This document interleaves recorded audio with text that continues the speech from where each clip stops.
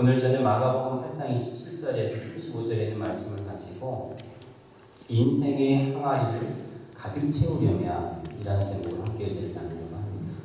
한 선생님이 학교에 교실에 와서 항아리를 하나 가지고 아이들에게 보여주면서 이렇게 질문을 합니다. 여러분, 이 빈 항아리, 속이 다 들여다보이는 이 빈 항아리를 채우려고 하는데 제가 오늘 큰 돌을 가지고 왔고 또 자갈을 가지고 왔고 모래와 물을 가지고 왔습니다. 이것을 다 이 항아리에 넣으려면, 가득 넣으려면 어떻게 해야 될까요? 그랬더니 그 아이들이 서로 손을 들면서 어떤 아이는 거기다 물을 먼저 넣고 나머지를 다 넣으면 됩니다. 어떤 아이는 모래를 먼저 넣고 또 나머지를 다 넣으면 됩니다. 이렇게 여러 가지 의견들을 얘기했습니다. 여러분 생각엔 어떻습니까? 이 빈 항아리에 큰 돌과 자갈과 모래와 물을 한꺼번에 다 넣으려면 어떻게 해야 할까요? 역시 우리 주님마음 캡스교회들은 나이에 상관이 없습니다. 너무너무 지혜로운 말씀 해주셨어요. 정답은 큰 것부터 항아리에 뭘 먼저 넣어야 되냐면 큰 돌을 먼저 넣어야 돼요. 그리고 뭘 넣어요? 자갈을 넣죠. 그 다음에 그 빈 공간에 모래를 넣고 마지막에 물을 채웁니다. 오늘 설교 끝났습니다. 오늘 제가 말씀드리려고 하는 설교가 바로 이 2024년 여러분 하나님이 올 한 해의 빈 항아리를 여러분들에게 주셨어요. 그리고 이 빈 항아리를 채우라. 12월 31일 그날 365일까지 시간이 너에게 주어졌으니 항아리를 채우라.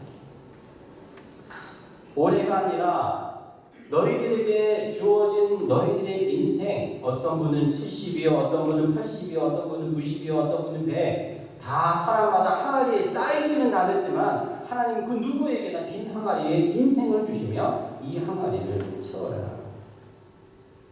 여러분 말씀하신 것처럼 뭘로 먼저 채워야 될까요? 큰 걸 먼저 채워야 돼요. 2024년 여러분 어떤 걸 계획하고 계십니까? 또 어떤 걸 스케줄하고 계십니까?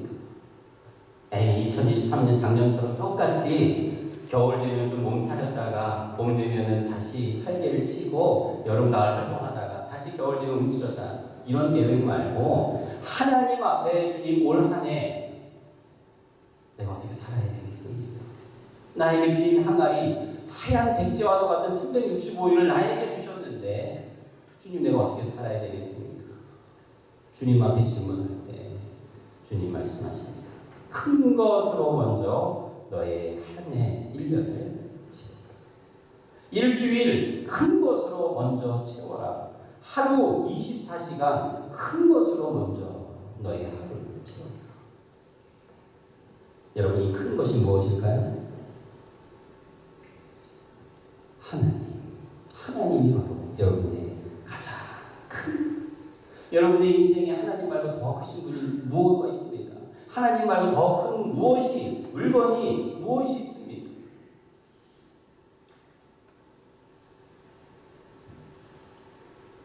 (2024년) 하나님으로 먼저 채우고 시작하는 여러분들의 한 해가 되기를 축복합니다. 하나님으로 먼저 이 2024년을 스케치해야 됩니다. 하나님을 중심으로 빈 도화지, 밑그림을 그리기 시작해야 합니다. 1년 365일, 52번의 주일, 그리고 오늘부터 시작하는 주현절을 시작으로 2월 말에 사순절, 5월에 성령 강림절, 가을에 감사절, 다시 12월에 대림절기, 이 6번의 절기를 기준으로 한 해를 스케줄하게 되면은 여러분 1년이 예수님으로 시작하고 예수님으로 마치는 한 해가 됩니다. 예수님으로 가득하게 됩니다. 오늘부터 시작하는 이 주현절, 에피판이라고 하는 이 주현절이 무엇입니까? 우리 지난주에 예수님이 탄생한 것을 시작으로 이제는 하나님이 우리에게 오셨어요. 그것을 드러내 보이시는 것이 바로 주현절, 에피판이라고 하는 것입니다.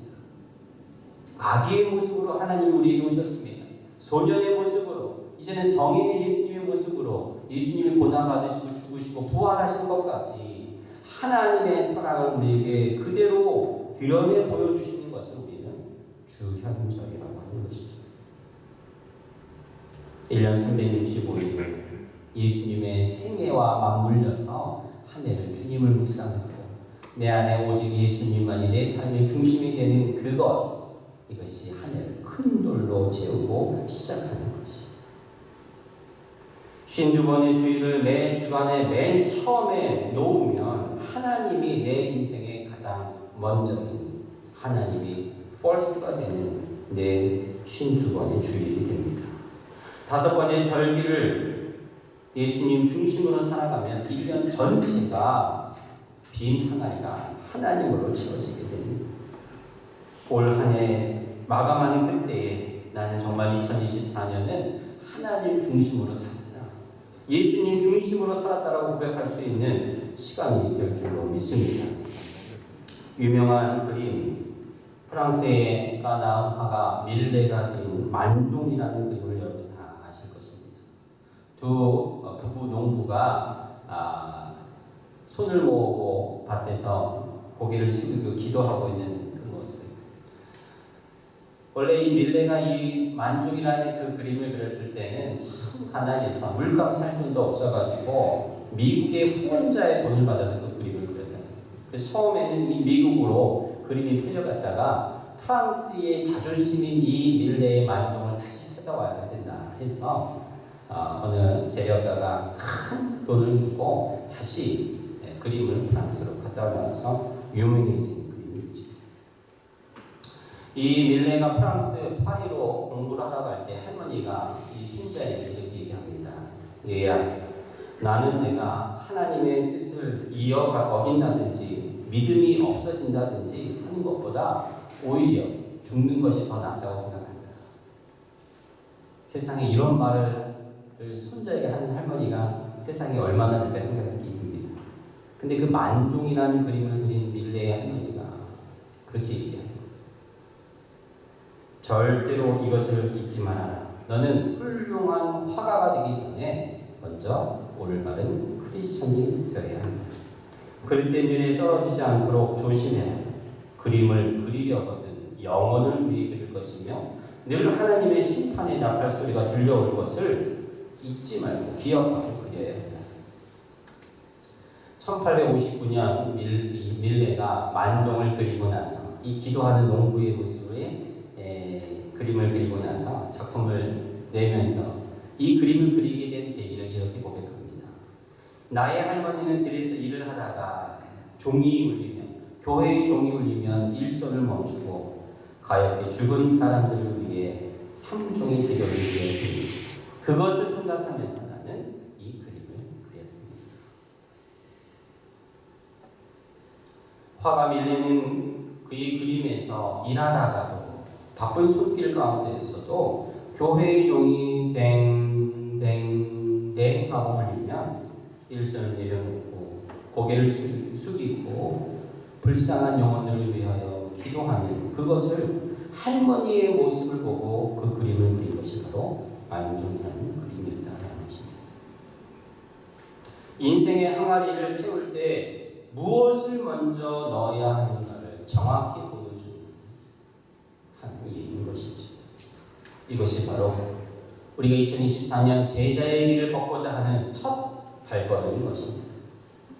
두 번째로 우리는 빈 항아리를 가득 채우려면 큰 돌을 넣은 다음에 이제는 자갈과 모래를 넣어요. 이것은 바로 우리 예수님입니다. 오늘 우리 읽은 본문의 말씀에 보면 예수님께서 제자들에게 너희들이 나를 따라오려면 내 길을 걸으려면은 먼저 확인하는 것이 있어요. 무엇입니까? 제자들에게 묻습니다. 사람들이 나를 누구라 하느냐? 너희는 나를 누구라 하느냐?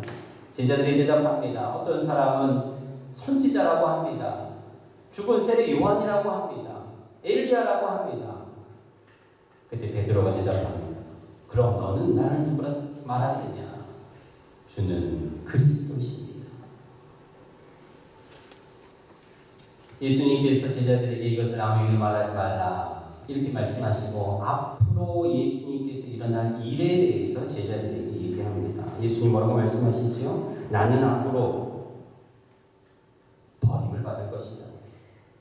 나는 앞으로 죽임을 당할 것이다. 나는 앞으로 다시 부활할 것이다. 예수님이 고난받으시고 버림받으시고 죽임당하시고 부활하실 장차 이 땅에 고난받는 메시아의 모습을 제자들에게 얘기했을 때 갑자기 베드로가 대답합니다. 항변합니다. 대항합니다. 아닙니다. 예수님, 당신은 그런 메시아가 아닙니다.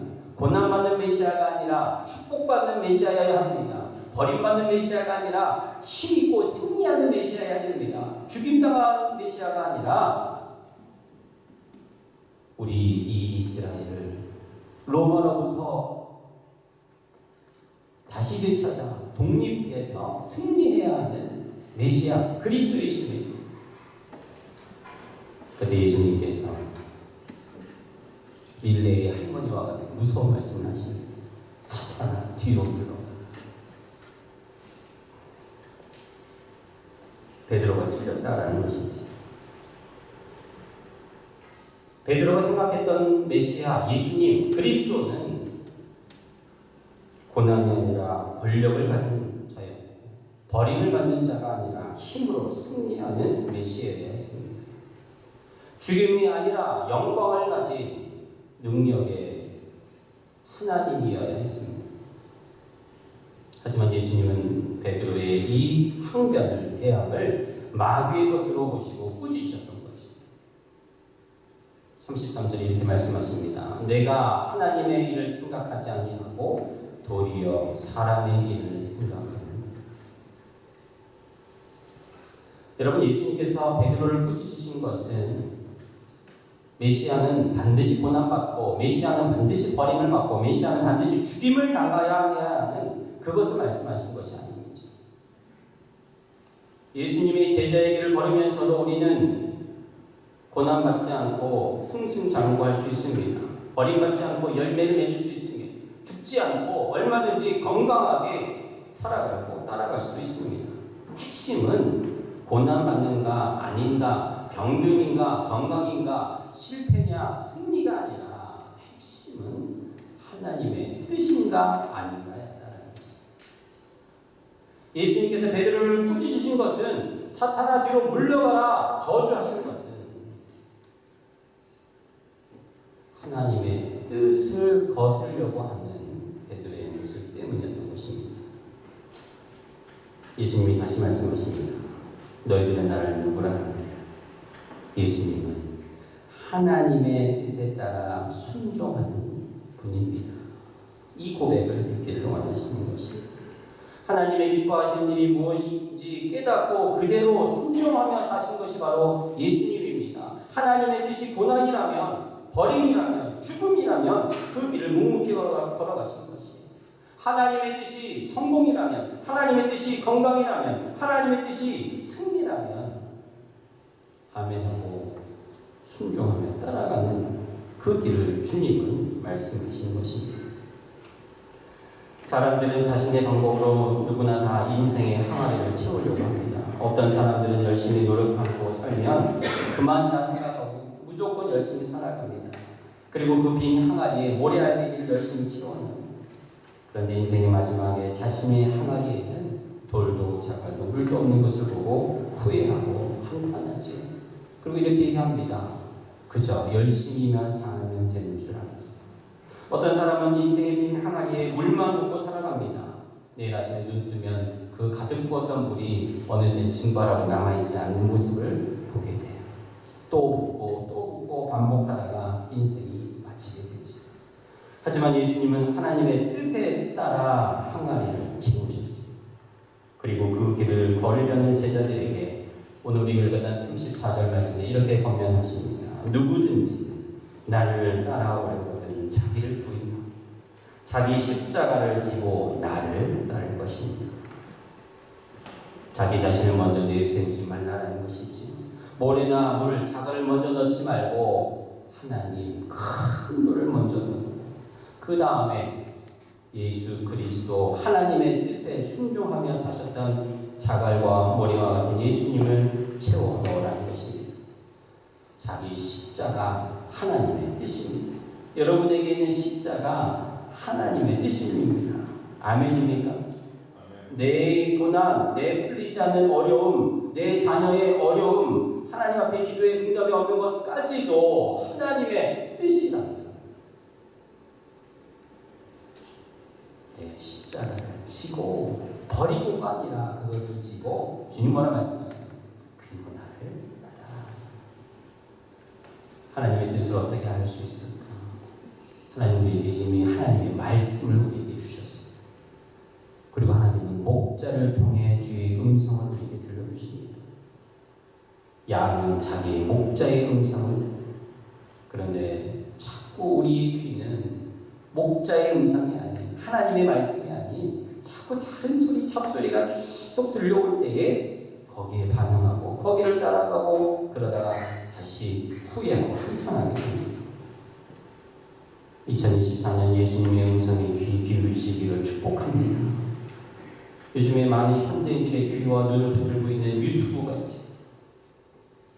제가 작년에 여러분 유튜브 보는 시간을 좀 줄이십시오라고 설교했더니 어떤 유튜버가 저에게 왜 유튜버를 다 죽이려고 하느냐고 항변했던 적도 있습니다. 그리고 유튜브에 아주 좋은 것들이 너무 많아요.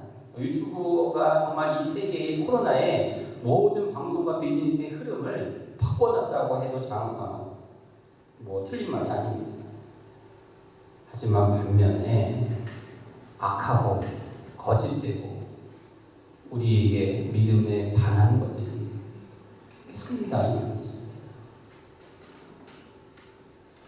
유튜브에 나오는 소위 기독교 교회 목회자라는 이름으로 많은 메시지들이 쏟아져 나올 때 여러분 분별하시면서 그것을 들으셔야 합니다.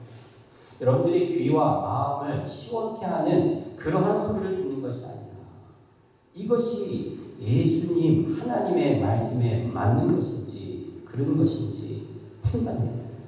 여러분 그 분별하는 것이 쉬울까요? 어렵죠. 근데 한 가지 기준이 있습니다. 무엇이냐면 그 사람의 삶을 들여다보는 것입니다. 예수님의 삶을 닮았는가 그렇지 않은가 보면 그 유튜버에서 나오는 소리들이 돈을 쫓고 인기를 쫓고 사람들을 몰고 다니는가 그건 예수님의 삶과는 조금 거리가 있는 삶의 모습들이니까 피하는 게 좋습니다. 어느 은퇴하신 연세 많으신 사모님이 이런 말씀을 하는 것을 들어봤습니다. 남편 목사님이 돌아가시고 안 계신데요. 목사라는 직분은 좋은 차를 타고 다녀도 좋은 차 타고 다닌다고 목사가 욕을 먹고 또 낡은 차를 타고 다니면 교인들을 면목없게 만든다고 또 욕을 먹고 이러나 저러나 목사가 욕을 많이 먹는 자리다 이런 얘기를 한 적이 있습니다. 그래서 저는 생각을 해봤습니다. 목사님이 좋은 차를 타고 다닐 수도 있고 또 낡은 차를 타고 다닐 수도 있고 자기 원하는 대로 타는 게 크게 요즘 시대에 그런 게 있을 수 있을까? 눈에 보이는 것 때문에 욕을 먹는 것이 아니라 예수님의 삶의 모습을 담지 않으면 욕을 먹는다 이 말이 맞지 않습니다. 또한 예수님을 닮으려고 해서 예수님처럼 살려고 해서 예수님이 걸어가신 그 길을 걷기 위해서 욕을 먹는다면 그 욕은 얼마든지 먹어도 되지 않겠습니까? 이것이 목회자, 이것이 참 그리스도인의 모습이 아닙니다. 욕먹는 게 두려운 게 아니라 제자의 길을 걷지 않다가 하나님 심판대 앞에 섰을 때에 하나님 앞에 욕을 먹는 것, 이것이 우리의 두려움이 되어야 한다는 것입니다. 사랑하는 성도 여러분, 올해 여러분들의 말씨도 솜씨도 행동도 생각도 예수님을 닮으려고 노력하고 따라가는 여러분들의 삶의 시간들이 되기를 축복합니다. 그 일이 비록 고난과 버림과 죽임당하는 일이라 할지라도 순종하며 사시기 바랍니다. 마지막으로 인생의 항아리에 가득 채우는 마지막까지 물이었죠. 성경은 그 물을 바로 성령이라고 말씀하시죠. 성부, 성자, 성령 삼위일체 하나님 가운데 물을 상징하는 분이 바로 성령 하나님입니다. 제자의 길은 하나님이라는 큰 돌을 그리고 예수님이라는 모래와 자갈을 넣고 마지막으로 완성하는 것이 바로 물인데, 이것이 우리 인생의 성령의 기름 부음, 성령의 충만하며 성령의 인도하는 것을 깨달아요. 예수님께서 부활하신 후에 성령께서 이끄시는 시대가 사도행전부터 지금까지 이어오고 있어요. 사도행전이 28장으로 끝나지만 여러분, 예수님의 제자가 되어서 우리는 사도행전 29장을 써내려가고 있는 줄로 믿습니다. 그런데 여러분, 더 이상 성령의 역사가 일어나지 않아요. 성령의 부흥의 역사가 주춤했습니다. 한국도 미국도 캐나다도 70년대, 80년대, 90년대, 2000년대 그렇게 왕성했던 교회와 성도들이 모습이 지금 찾아보기가 어려워요. 한간에 우리 토론토에도 성령의 어떤 부흥의 역사가 일어난다는 교회 소식들을 들었는데 1년도 채 되지 않아서 가라앉은 소식을 듣게 되고 마음이 씁쓸해집니다. 왜 아무런 부흥이 일어나지 않을까요? 이민교회의 미래를 보는 시각, 현대교회를 보는 시각이 어둡기만 합니다. 교회들마다 고령화가 돼가지고 아이들이 없습니다. 이민자들이 와도 시원찮은데 이민자들이 오지도 않고 와도 이제는 교회에 나오려고 하지 않아요. 이제 몇 년 뒤면 교회에 생존하기 어렵다라는 말들 합니다. 이건 교회 다니는 분들이 얘기하는 것이 아니라 교회 안 다니는 사람들이 이야기합니다. 세상의 교회와 믿는 자들의 설 자리를 점점 빼앗아가는 것이죠. 무엇을 뺏으려고 할까요? 교회의 소망을 뺏으려고 합니다. 오늘 예수님께서 베드로에게 하나 내 뒤로 물러가라 말씀하시는 것은 베드로가 사탄, 마귀라고 이야기하신 것이 아니라 하나님의 것을 생각하지 않고 사람의 것을 생각하는 모든 교회 안팎에 있는 혼란한 영들은 예수님 뒤로 다 던져버리라 말씀하신 것입니다. 그리고 주님은 희망 없어 보이는 교회를 향해 오늘 우리에게 주셨던 35절 아주 중요한 말씀하십니다. 그럼 다 같이 읽어볼까요? 누구든지 자기 목숨을 구원하고자 하면 잃을 것이요 누구든지 나와 복음을 위하여 자기 목숨을 잃는 교회는 누구의 몸입니까? 그리스도의 몸이에요. 하나님의 교회는 예수님의 핏값으로 사신 주의 몸입니다. 여기서 교회라는 것은 우리가 있는 이 교회의 건물을 의미하기도 하지만 여러분 한 사람 한 사람이 다 주님의 성전 삼으신 교회인 줄로 믿으시길 바랍니다. 여러분들이 모여서 이 예배당이 세워지는 거예요. 이 장소를 통해서 주님은 또 불신 영혼을, 하나님 모르는 영혼을 이곳을 통하여 구원의 장소가 되도록 우리에게 허락해 주신 것입니다. 눈에 보이는 하나님의 집이 여러분들을 통해 세워집니다. 그러니 눈에 보이는 이 교회도 중요하고 여러분 한 사람 한 사람 보이지 않는 교회도 소중한 것입니다. 이 두 교회가 바로 복음을 통해서 세워지고 주님이 오늘 이것을 우리에게 말씀하십니다. 복음을 몰랐을 때는 저와 여러분은 참부모이신 하나님을 몰랐지. 하지만 복음으로 구원을 받아 하나님을 아버지로 모시고 하나님의 자녀된 삶을 살아가게 되십니다. 이제 이 복음에 미친 마음으로 아직도 부모 없이 살아가는 불쌍한 영혼들을 찾아 구원의 길로 인도해야 합니다. 사도행전 29장을 써내려가는 소명이 여러분 모두에게 주어진 줄로 믿습니다. 이게 힘으로 됩니까? 지혜로 됩니까? 유능한 목사님으로 됩니까? 아자아자 구호를 외치고 나가면 되겠습니까? 안 돼요. 오직 성령의 능력으로 되는 줄로 믿습니다. 한 방송에서 요즘 시골교회에 대해서 방영하는 걸 보면서 여러분 교회가 텅텅 비었어요. 한국의 시골교회에 가보면 교회 성도가 없습니다. 이유가 분명합니다. 그 마을에 딱 두 가구가 살아요. 10년 전만 해도 10가구, 20가구, 30가구 살았는데 요즘에는 시골에는 한 가구 사는 데도 있고 두 가구 사는 데도 있고 없대요. 그래서 교회가 기도처로 바뀝니다. 목사님도 없어요. 한 그 교회에 딱 두 가정이 남았는데 장로님이 그 교회를 지키고 있어요. 그래서 장로님이 인터뷰하면서 이렇게 얘기합니다. 하나님의 집은 365일 열어놓고 기도하는 사람, 비록 이곳에 살지 않아도 이곳에 여행 오거나 관광 오는 사람들이 하나님을 만나고 기도하고 싶으면 언제든지 와서 기도할 수 있도록 저는 교회의 문을 365일 열어놓고 있습니다. 제가 그 인터뷰를 들으면서 성령께서 주신 마음이라고 생각이 들었어요. 너희들 두셋이 있는 곳에 내가 너희와 함께 하겠다고 말씀하신 그것을 붙들고 한 영혼이 한 가정이 그 교회에 있을 때 하나님의 집이 365일 문을 열고 누구든지 와서 기도할 수 있는 하나님의 기도처가 되는 그 감동이 밀려왔다는 것입니다. 복음을 위해서 미련한 것 같은 그 길을 걸어가는 성도들을 성령께서 도우시고 이끌어 주실 줄로 믿습니다. 사람의 힘이 아니라 지혜와 능력이 아니라 오직 성령으로, 오직 말씀으로, 오직 복음으로 살아가는 영혼들에게 하나님께서 2024년 제자의 길을 걷기로 결단한 여러분들에게 성령이 함께 하실 것입니다. 성령이 먼저 가시고 인도해 주실 것입니다.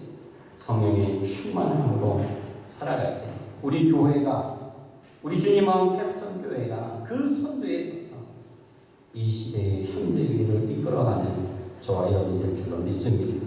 여러분 예수님 따라가시겠습니까? 한 달에 한 명씩 한 영혼 전도하기 위해서 하나님의 작정하고 나가시겠습니까? 김기자님 혼자 안 해주세요. 아멘 하시겠습니까? 2명. 한 달에 한 명씩, 1년이 아니라 한 달에 한 명씩 내가 한 영혼 품고 기도하고 전도하고 예수 따라가겠습니까? 결정하시겠습니까? 능력받기 위해 여러분, 성령 충만하기 위해 여러분, 우리는 수시로 한 달에 한 번이라도 기도원에 올라가서 하나님 나에게 능력을 주십시오. 나에게 구원할, 내가 구원의 영혼을 인도해 영혼을 나에게 붙여주십시오. 부르짖어 기도하시겠습니다.